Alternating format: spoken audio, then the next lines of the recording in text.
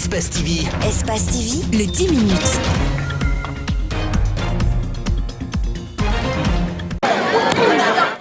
Il a plu une bonne partie de la matinée.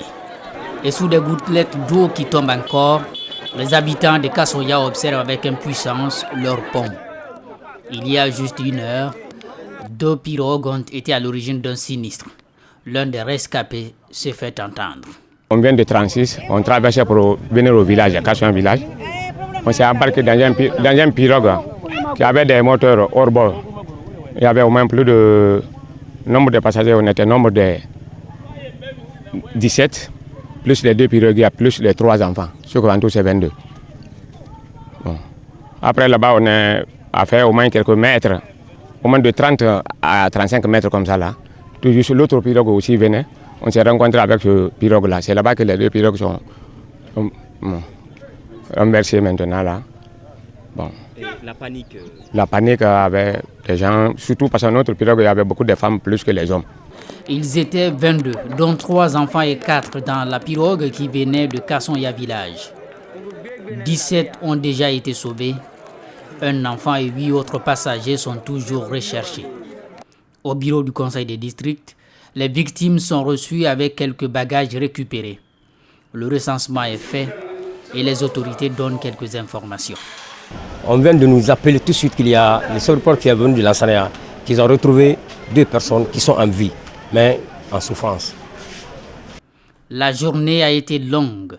L'attente de retrouver des proches noyés aussi. Cet habitant de Kassoya n'a plus d'espoir. Je ne peux pas garder l'espoir parce que c'est l'eau. Depuis 14 heures aussi, tu es noyé dans l'eau. Depuis 14 heures, 1 heure du temps, 2 heures du temps, vraiment, on n'a pas l'espoir de te retrouver.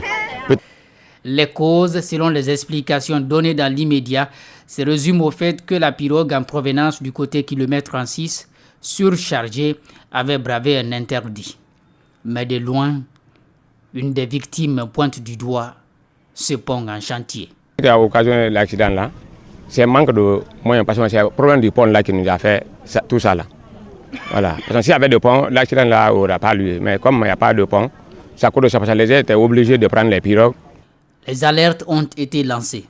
Les autorités sont informées de l'état de dégradation très poussé de ce pont pas assez solide pour la traversée régulière d'une population de plus en plus grandissante du district de Kassoya. Habituellement animé, le centre-ville de la baie et ses environs sont restés complètement déserts. Boutiques, magasins et banques primaires sont restés fermés. Les citoyens ont dans la majorité suivi le mot d'ordre des grèves générales. Au lycée Ogomboro, où l'intercentrale a érigé son QG de veille, nous avons rencontré le secrétaire général de l'Union régionale des travailleurs de la baie. La grève doit démarrer ce matin. On est là pour lancer cette grève. C'est une grève d'avertissement. Nous avons demandé au bureau exécutif de l'intercentrale de ne rien greffer à cette revendication-là pour dire qu'on a obtenu 100% des ou 75 ou ceci ou cela. C'est de maintenir d'abord, de respecter les accords et de revenir aux 8000.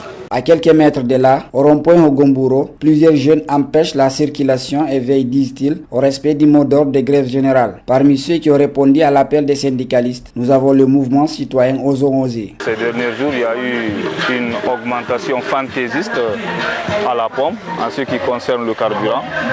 Donc nous sommes là pour manifester notre mécontentement en tant que citoyens.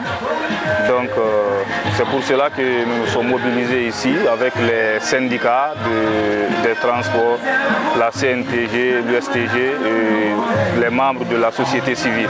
Nous avons bloqué la route pour qu'il n'y ait pas de circulation, pour qu'il n'y ait pas de travail parce que c'est un problème qui est national, ce n'est pas un problème particulier, ce n'est pas un problème individuel. Cette fois, la base locale de l'intercentrale est décidée. C'est pourquoi Elhadji Lamine Sangaré de l'Union régionale des travailleurs de la BCNTG met en garde les secrétaires nationaux contre une éventuelle volte-face injustifiée.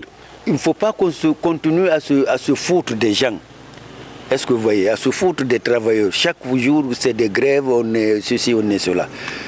Il faut aller radicalement pour qu'on respecte, pour qu'on sache respecter la classe ouvrière. Cette fois-ci, si nous n'allons pas ensemble, il ils lèvent seuls la grève à partir de Conakry, qu'ils se disent qu'ils n'ont plus de militants ici.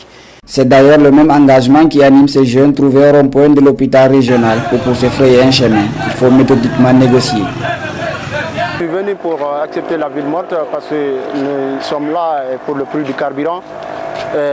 Donc le prix du carburant à la station, nous vendons à l'heure là, donc à 10 000 francs, le marché noir, nous achetons à 11 000. Il ne revient pas à 8 000 francs, on va essayer toujours de continuer la grève parce que ici c'est pour toutes les Guinéennes, ne sont pas pour une seule personne. Hormis les rares accrochages entre passants et grévistes au niveau des barrages érigés dans les différents carrefours du centre urbain de la baie, aucun incident n'a été signalé dans la matinée. Rien ne va plus entre le secrétaire général de la FESABAG et une partie du bureau exécutif. De se désolidariser de l'USTG et la CNTG dans le combat contre la hausse du prix du carburant passe mal à l'interne. Selon ces dissidents, la grève déclenchée par les centrales syndicales est un mouvement qui concerne tous les Guinéens. Ils appellent leurs camarades à boycotter l'appel lancé par Abdoulaye Sow. Je n'ai pas aimé la déclaration de notre secrétaire général pour dire que qu'est-ce que les privés ont à voir dans ça, qu'on n'a rien à gagner dans ce mouvement. Je m'inscris en faux que nous avons beaucoup de choses à gagner. Les banquiers ont beaucoup de choses à gagner dans ce mouvement. Parce que si un fonctionnaire n'est pas domicilié dans les banques, il n'y a pas de banque. Si un vendeur de piment n'a pas son compte à la banque, il n'y a pas de banque. Selon la première secrétaire générale adjointe de la FESABAG, cette décision est inacceptable. Elle provoque l'indignation, la révolte et l'interrogation parmi ses camarades.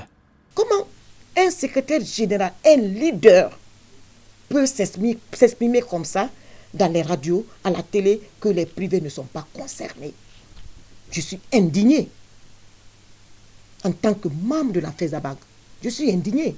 Cette branche dissidente compte se retrouver bientôt pour faire une déclaration, montrer leur désapprobation face à ce qu'elle qualifie d'une prise d'otage.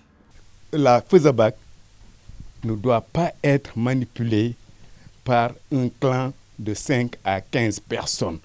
Ils n'ont pas le droit de vie et de mort sur les 400 000 Guinéens qui représentent la FESABAG.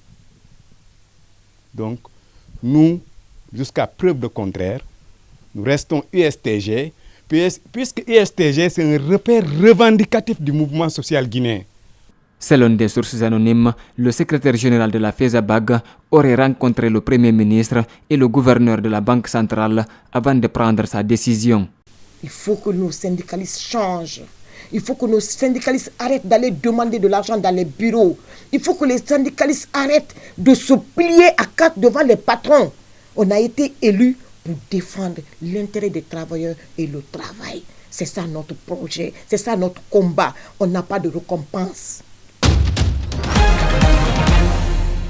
Cette initiative s'inscrit dans le cadre de la promotion de la bonne gouvernance et de l'état de droit en Guinée.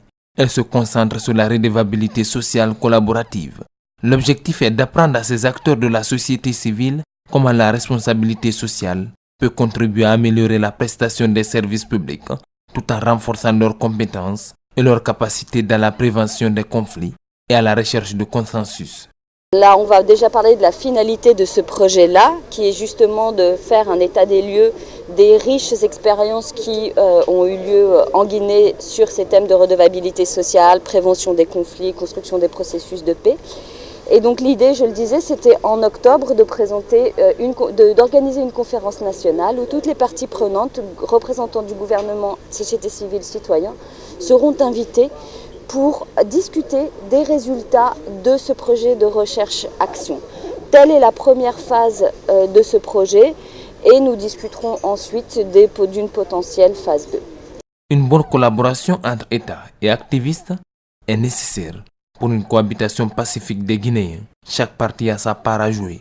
Dans une société démocratique, tous ceux qui ont une part de responsabilité, qu'elle soit politique ou sociale, doivent obéir au principe de redevabilité, de responsabilité.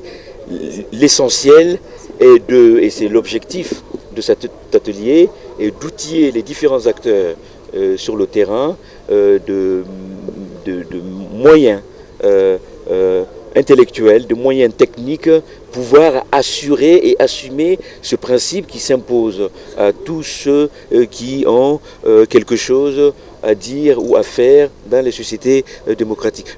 Cette formation qui a débuté mercredi prendra fin ce jeudi.